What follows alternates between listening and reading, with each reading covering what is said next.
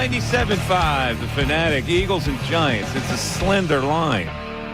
And Bill is warning people, this could be a trouble spot for the Eagles. Now, I don't know. We'll see what's happening. The man that covers the Giants, who has been down here covering the Eagles in sometimes in his life, now covering the Giants for ESPN.com, is going to give us the lowdown on what the Eagles are up against. His name is Jordan Renan. He's on the Comcast Business Hotline.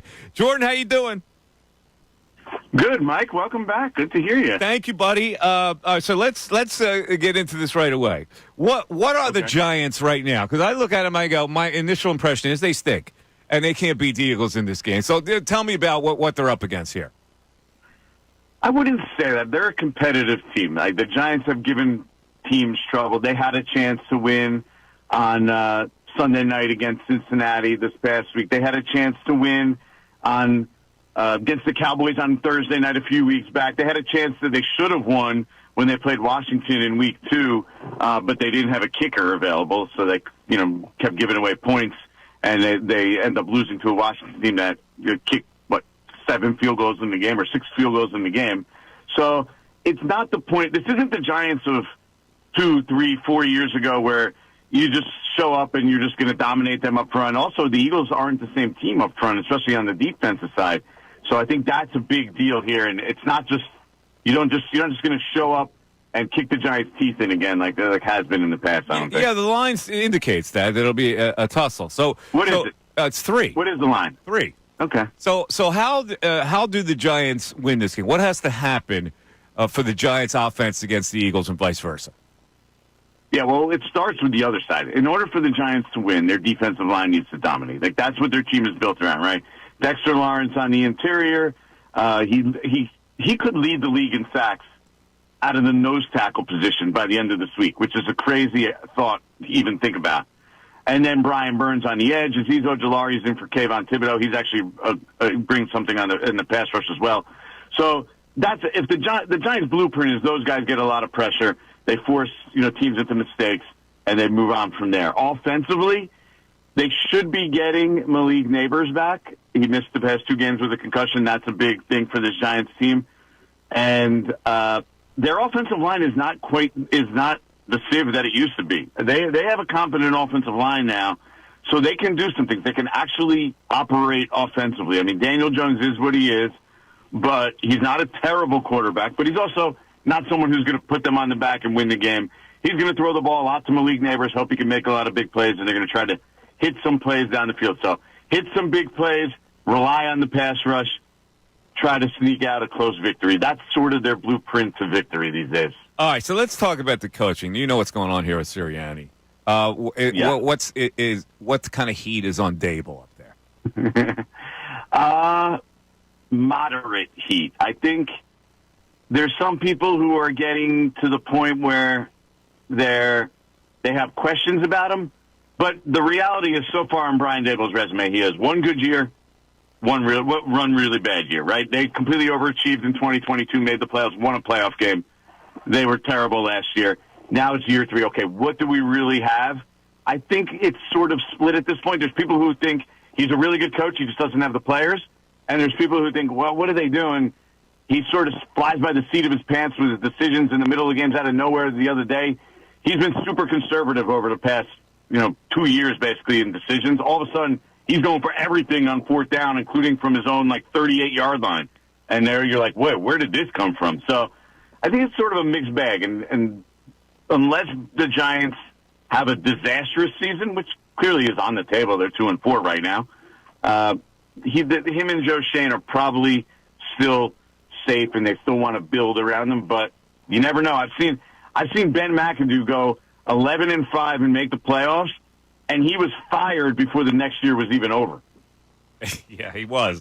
We're talking to Jordan Renan. He covers the Giants for ESPN.com. Now, Jordan, what do you make of what's the perception up in New York about Sirianni, and what as somebody who covers the NFL and nationally as well, what's the NFL perception of what this head coach is after the behavior of last week? Well, I think it goes back before that. I mean, you could even go back. Remember there was something on the tennis court or something with the Giant fan. He had a back and forth a couple of years back. Yeah. I think that's just sort of the perception of him, that he's kind of a douche, for lack of a better word, a better term. And the reality is, and especially I'm talking mostly with fans, not people in the league. Yeah. But just the way he acts, like if he's not like, first of all, it seems, and my mother-in-law, my whole wife's family is from Philly, so they're Eagle fans. Yeah. She was telling me yesterday that you guys are pretty much done with Sirianni too, but he's one of those guys where if he's on your side, maybe you like him, but if he's on the other side, you're like, who is this guy acting like an idiot? And I think most, especially Giants fans, that's how they view him. They're like, this guy needs to learn how to act. He needs to learn how to handle himself on the sideline. He's super cocky. It's going to come back and haunt him. And guess what? When you make the Super Bowl, everything is fine. You love the guy. But when second you start to lose, it does. It comes back to haunt you. But beyond that, the Eagles are really getting disrespected as a team. Like, I got a power ranking in front of me that has them 18th. There's a couple other have them in the teens. Now, and my buddy Bill here. You think they're good? No, I don't think they are. But Bill Colarulo here is saying that a lot of that is influenced by this Sirianni perception, and that's why nationally they're looking at it like Sirianni. The Sirianni effect has made people look at the Eagles as a worse team. Is that possible? I don't think that's what it is. I think they look at this team, and look, Sirianni's part of it, but they just look at this team, and this is kind of my perception as well, is something is wrong. Like, I was watching them play against the Browns, and I'm like, something is just not right with this team. And you saw it last year when they completely fell apart, right? And you're like, okay, this is the year for them to put it back, see if they changed both coordinators. Okay, maybe that was the problem. But no, something still just doesn't seem right with this group. And who does that fall on? That falls on the head coach. So I think that's what people are thinking now. I could look at it from a bigger picture, and I look at it and say, well, they were playing without Devontae Smith and A.J. Brown. They're not going to be a very good team when they're playing without Devontae Smith and A.J. Brown. I still think they're pretty good, but something still is just not right with this group. So that falls primarily on Nick Sirianni, and you put the two together, and you see, okay, they're all right. They'll win some games. But this isn't an Eagles team that we saw, 2-3 years ago where we're looking at them as this team is a legit Super Bowl contender. I think that's what people are thinking about the Eagles. Bill, now. I'll let you have Adam now, Bill. Go ahead. I'm not going to battle with you, Jordan. I think that this team is better than you're giving them credit for. But one of the questions that some people start to have in this city is the franchise quarterback, Jalen Hurts. And that leads me to the Giants franchise quarterback in Daniel Jones. Because a lot of fans in New York wanted to see them draft a quarterback this year, move on from DJ. What's the perception over the first few weeks of the season? Is Daniel Jones the guy? Well, you have to remember, the Giants wanted to draft a quarterback and replace him this offseason, right? Like, that was a real thing. I mean, it was on hard. They put it on Hard Knocks, for God's sakes. So they were looking for a quarterback that they could build around and win a Super Bowl around. Now, Daniel Jones, I don't think is a bad quarterback. I think he's like 20th or 21st in QBR. That's kind of what he is. He's an average quarterback. He could do some things. He could do some damage with his legs. But I don't think anybody's looking at him around here right now as the long-term solution. And I think everybody's like, all right, we need to find our quarterback. And as a matter of fact, there's a good portion of Giants fans who don't even want him playing. They're like, enough with this guy. We're done with him.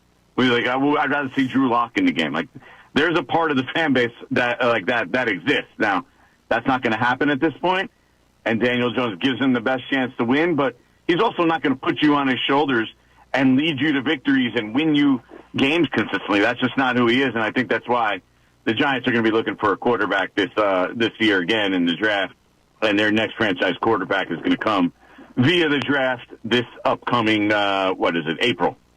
Now, Jordan, Mike asked you what the perception is of Nick Sirianni up there in New York. What's the perception of the Eagles franchise quarterback, Jalen Hurts? Yeah, I think it's mixed at this point. I think everybody's looking at it from a perspective of Jalen Hurts obviously was great. Was that 2 years ago? But now you're looking at it as, was that the outlier? Because from the passing perspective, and even when you talk to people in the locker room, in the Giants locker room, they're like, he's okay as a passer. Like, they're not scared of him as a passer, and I don't think anybody is. And I think most Eagle fans would agree with that.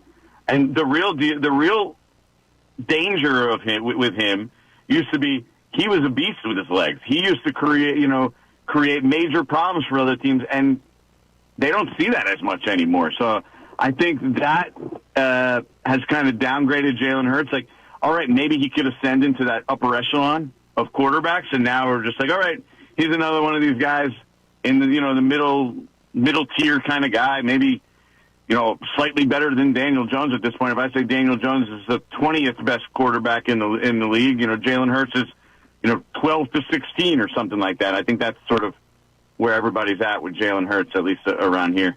All right, Jordan, last question. We're talking Jordan Renata, covers the Giants for ESPN.com. The subplot, and obviously you wrote the story about it, Saquon returning to Giants Stadium, and he said he doesn't think he's getting booed.